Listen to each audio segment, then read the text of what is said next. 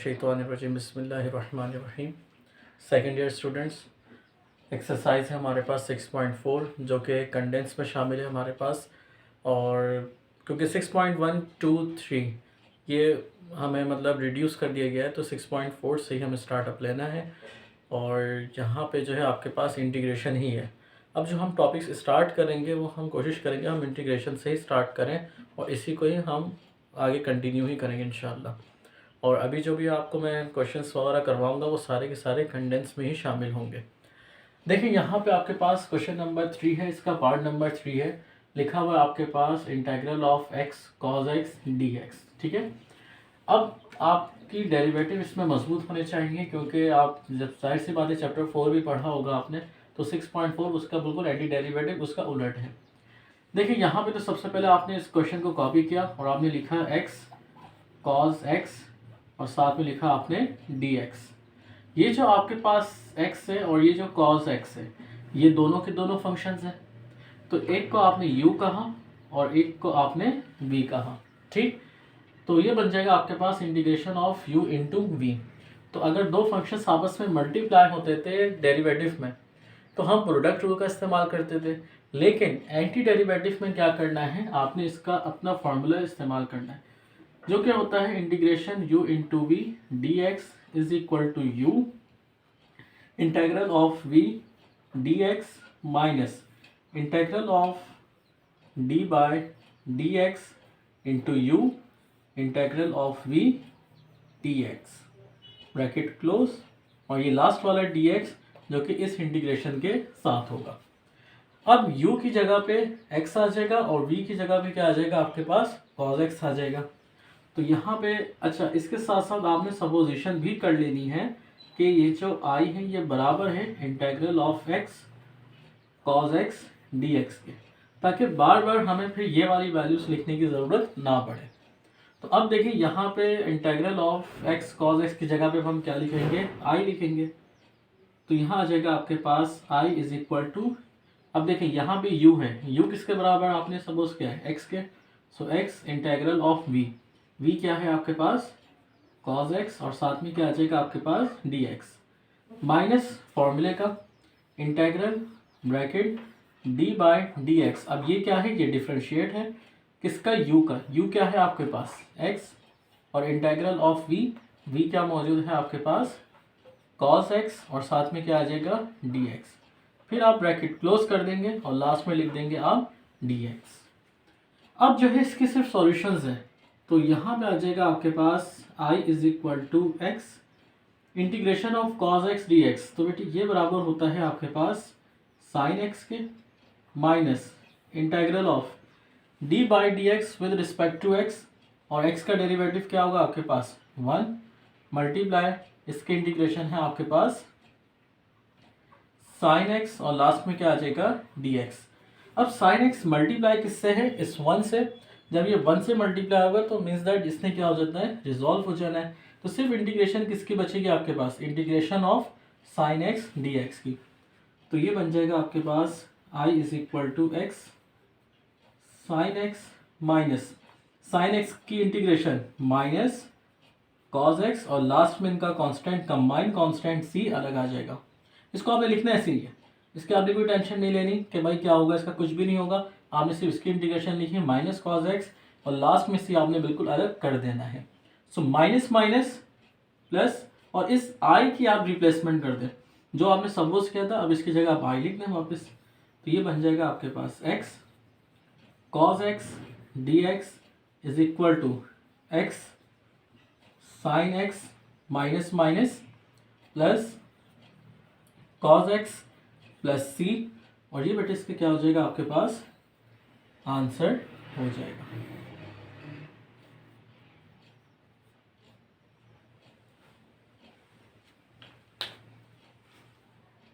Okay students, अब जो इसका नेक्स्ट पार्ट है वो है इसका पार्ट नंबर 4। लिखा हुआ आपके पास integral of natural log of x dx। अच्छा, इसका जो आप प्रीवियस पार्ट देखेंगे ना तो उसमें एक बाय मिस्टेक यहाँ पे 3 है, मतलब क्वेश्चन नंबर 3, वो क्वेश्चन नंबर 3 नहीं, क्वेश्चन नंबर 1 ही है। जब भी मैं इसको यहाँ पे करेक्ट कर रहा हूँ कि वो 1 है, 3 नहीं है। पार्ट नंबर 4 है आपके पास integral of natural log x dx। अब देखिए नेचुरल लॉग एक्स जो है ये एक सिंगल है, यानी एक सिंगल फंक्शन है आपके पास। इसको अब आप डबल कैसे बना सकते हो, देखो यहाँ पे जो है आपके पास since that integral of 1 dx is equal to, ये बराबर होता है आपके पास x प्लस सी के। ये इंटीग्रेशन के अंदर, इसके इंटीग्रेशन के मैं आपको रूल बता रहा हूँ कि अगर आपके पास इंटीग्रेशन हो 1 हो dx हो तो वो किसके बराबर होगा आपके पास x प्लस सी के। यानी कि अब 1 भी एज अ फंक्शन काम कर सकता है, क्योंकि जब आप डिफ्रेंशिएट पे थे dy बाई डी एक्स पर थे तो 1 का जो डिफ्रेंशिएट होता था वो क्या होता था आपके पास 0 होता था, तो वो तो फंक्शन नहीं था। लेकिन यहाँ पे जब 1 आपके पास वो एज अ फंक्शन भी इस्तेमाल हो सकता है। तो हम लिख सकते हैं ऐसे कि अगर मैं 1 को मल्टीप्लाई और डिवाइड करूँ तो आंसर से तो कोई फर्क नहीं पड़ना, तो मैंने इसको इस तरीके से भी लिख देना है। सो ln of x multiply by 1 और साथ में क्या हम लिख देंगे dx। तो अब हम कह सकते हैं कि दो फंक्शंस आपस में क्या हो रहे हैं, मल्टीप्लाई। तो first one u, second one is v। अच्छा, मोस्ट ऑफ द स्टूडेंट्स सवाल पूछते हैं कि हम u मतलब कैसे पता चलेगा कि हम u किसको बनाएं और v किसको बनाएं। तो मेरे दो बातें याद रखिएगा कि अगर आपके पास नेचुरल लॉग हो या आपके पास एक्सपोनेंशियल की वैल्यूज़ हो, ये दो बातें याद रखिएगा, नेचुरल लॉग हो या एक्सपोनेंशियल की वैल्यूज़ हो, उनको आपने हमेशा हर हाल में आपने यू ही बनाना है, वी आपने नहीं बनाना। खैर इसके मैं पूरे टाइप्स भी हम आपको बताऊंगा कि यू हम किस किस को बना सकते हैं और वी हम किसको बना सकते हैं, क्योंकि फॉर्मूले के अंदर मोस्ट ऑफ द इंटीग्रेशन आपकी वी पर इम्प्लीमेंट होती हैं, यू पर नहीं। तो नेचुरल लॉग की जो आपके पास इंटीग्रेशन है वो थोड़ी सी मुश्किल होती है, तो हम उसको बचाने की कोशिश करते रहेंगे। तो इस वजह से याद रखिएगा कि हम कोशिश करेंगे कि जो हमारे पास u है वो क्या बने, नेचुरल लॉग, और सॉरी एक्सपोनेंशियल नहीं, नेचुरल लॉग और आपके पास इन्वर्स फंक्शन, एक्सपोनेंशियल नहीं, एक्सपोनेंशियल जो है आप उसको भी बना सकते हैं। तो जो आपके पास फंक्शन है नेचुरल लॉग हो या आपके पास इन्वर्स फंक्शन हो, तो इन दो फंक्शंस में से आप जो हैं, जो u है इन दोनों को ही लाजमी बनाएंगे, v आप नहीं बनाएंगे। दूसरा फंक्शन होगा वो आप उसके लिए बनाएंगे। तो याद रखिएगा एक इन्वर्स हो गया और एक आपके पास नेचुरल लॉग का फंक्शन हो गया। तो यहाँ पे नेचुरल लॉग का ही फंक्शन है, तो इस वजह से मैंने इसको u कंसिडर किया और इसको भी। और साथ साथ हम सपोज कर लेंगे कि ये किसके बराबर है, i के बराबर है। So i integral of natural log of x multiply by 1 और साथ में क्या आ जाएगा dx। अच्छा, जिस 1 को मल्टीप्लाई किया है तो साथ साथ इसको क्या करना पड़ा, डिवाइड भी। तो 1 डिवाइडेड बाय 1, तो 1 1 लिखें ना लिखें कोई फर्क नहीं पड़ता। यहाँ हम फॉर्मूले का रेफरेंस देंगे, वो फॉर्मूला क्या है, u into v d x which is equal to, तो u integral of v d x minus integral of d by d x into u integral of v dx bracket close, और last में भी क्या आ जाएगा आपके पास dx आ जाएगा। So now put these values in the above formula. तो इस पूरे की जगह पे आप क्या लिख देंगे, i इज इक्वल टू, इस u की जगह पे क्या आ जाएगा आपके पास, u की वैल्यू वो क्या है आपके पास natural log of x, integral of v की जगह पर 1 और साथ में आ जाएगा dx minus integral of d by d x, तो ये रहा आपके पास d by d x into you, you क्या है आपके पास ln of x, integral of v है आपके पास 1 dx ब्रैकेट क्लोज, और लास्ट में भी क्या आ जाएगा आपके पास dx आ जाएगा। ओके, अब यहाँ पे देखें i is equal to natural log of x integral of 1, integral of 1 यहाँ पे मेंशन क्या है, किसके बराबर होगा भाई, x प्लस सी। अच्छा, अब c अभी हम नहीं लिखेंगे, जब हम सारी इंटीग्रेशन ओपन कर देंगे, सबकी सब इंटीग्रेशन ओपन हो जाएंगी, तो लास्ट में फिर हम c को लेकर आएंगे। अभी हम बीच में कहीं भी c को लेकर नहीं आएंगे। तो इसकी इंटीग्रेशन है आपके पास x minus integral d by d x natural log of x। तो बेटे नेचुरल लॉग ऑफ x का जो डेरिवेटिव है वो होता है 1 डिवाइडेड बाई x, यानी कि नेचुरल लॉग का जो भी आपके पास एंगल होगा वो उसको पहले डिफरेंशिएट में कैसे लिखेगा, 1 अपॉन में एंगल। अब एंगल क्या है x, तो मैंने यहाँ पे क्या लिखा है x। अगर एंगल कुछ और होता 5x होता x स्क्वायर होता तो मैं क्या लिखता 1 डिवाइडेड बाई एक्स स्क्वायर, और फिर उस एंगल का बाद में अलग से भी डिफरेंशिएट होता है। तो x का डेरिवेटिव क्या होता है 1, वो लिखें ना लिखें कोई फर्क नहीं पड़ता। सो नाउ अगेन 1 है, इसका इंटेग्रल है, इंटीग्रेशन ऑफ 1 क्या बनेगी x, और लास्ट में क्या आ गया आपके पास dx आ गया। सो नाउ ये x से ये x क्या हो जाएगा आपके पास कैंसिल आउट, तो यहाँ पे आ जाएगा आपके पास I is equal to ln of x minus x minus integral of 1 dx। Again integration of 1 dx। अब एक इंटीग्रेशन है ना, तो हम लास्ट में क्या ला सकते हैं, इनका कंबाइन सी लेकर आ सकते हैं। तो मैं इसको यहाँ कंटिन्यू कर रहा हूँ, तो ये आ जाएगा आपके पास I is equal to ln of x into x minus x plus c. इसकी इंटीग्रेशन क्या बनी x, और जो c इन सब का कंबाइंड कांस्टेंट वो हमने बिल्कुल अलग रख दिया। अच्छा याद रखिएगा ये नेचुरल लॉग का एंगल है और ये क्या है एक एज अ फंक्शन। तो फंक्शन और एंगल कभी भी आपस में मल्टीप्लाई नहीं होते, तो ये गलती आप मत कीजिएगा कि इन दोनों की बेसिस सेम तो पावर क्या करते हैं आप ऐड करते हैं, ऐसा नहीं कीजिएगा। हाँ अलबत्ता यहाँ से और यहाँ से कॉमन क्या आ रहा है, x ज़रूर कॉमन आ रहा है। So I is equal to x आपने कॉमन लिया, नेचुरल लॉग ऑफ x, ये इसका एंगल वाला माइनस 1 और लास्ट में क्या है प्लस c, तो ये इसका क्या हो जाएगा फाइनल आंसर।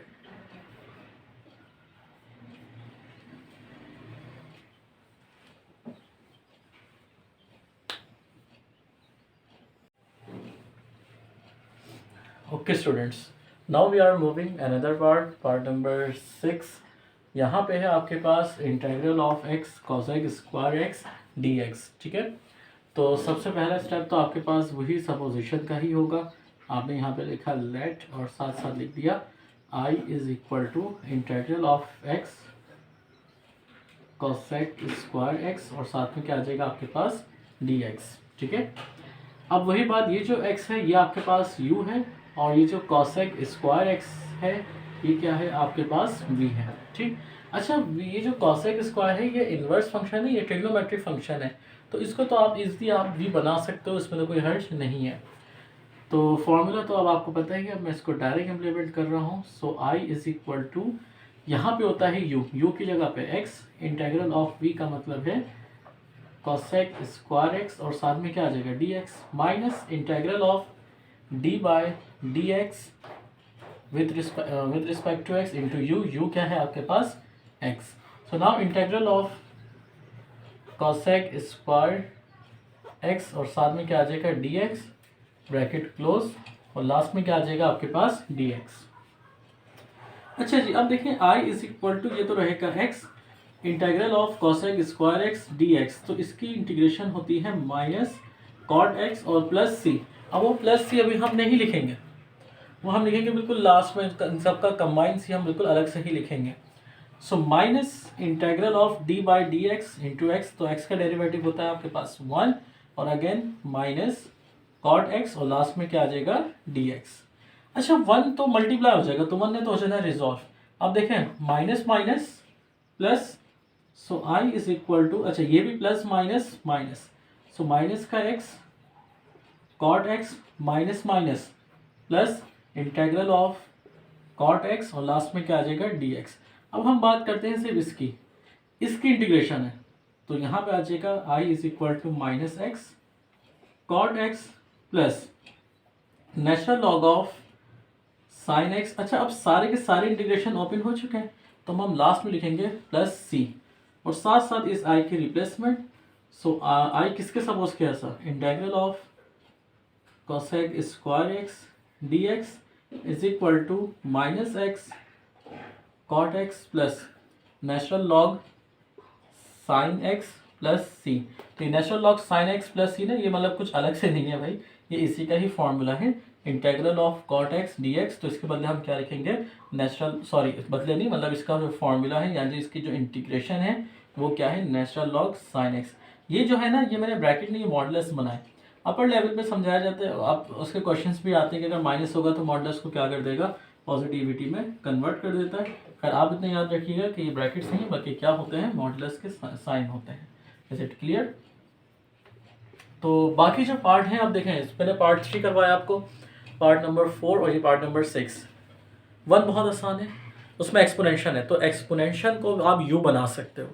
और मैंने स्टार्ट में कहा ना बाय मिस्टेक मैंने वो वी मतलब कहा था कि वी बना सकते हैं, नहीं, वो इन्वर्स और आपके पास नेचुरल लॉग के जो होते हैं फंक्शंस उनको हम बना सकते हैं। अच्छा जी, अब जो है हमारे पास ये जो पार्ट नंबर 6 है, ये पार्ट नंबर 3 और पार्ट नंबर 4। पार्ट नंबर 4 जो है आपके पास वो बिल्कुल एज इट इज़ है आपके पास बाकी के पार्ट्स जैसा। लाइक आप उसका लास्ट पार्ट देखोगे ना, उसमें है नेचुरल लॉग एक्स का होल स्क्वायर, तो उसके साथ वही मल्टीप्लाई 1 कर दोगे, वो भी हो जाएगा आपसे सॉल्व। ना हो तो फिर आप मुझे कमेंट में बता दीजिएगा, मैं उसको सॉल्व करवा दूंगा। तो बेसिकली मैं वो वाले क्वेश्चंस भी करवा रहा हूँ जो हम ताकि फास्ट मूव कर सकें। और ये है कि जो इम्पॉर्टेंट चीज़, इम्पॉर्टेंट तो मतलब सारे ही पार्ट्स होते हैं, लाइक पार्ट्स जो हैं वो आप खुद करें, और जो अनलाइक पार्ट्स हैं जो मुख्तलिफ़ तरीके से होंगे वो मैं आपको करवाऊँगा। तो अगर कोई सवाल हो तो मुझे कमेंट में लाजमी बताइएगा, और इस वीडियो को अपने फ्रेंड्स के साथ लाजमी शेयर कीजिएगा। मिलते हैं अब अपनी नेक्स्ट वीडियो में। अल्लाह हाफ़िज़।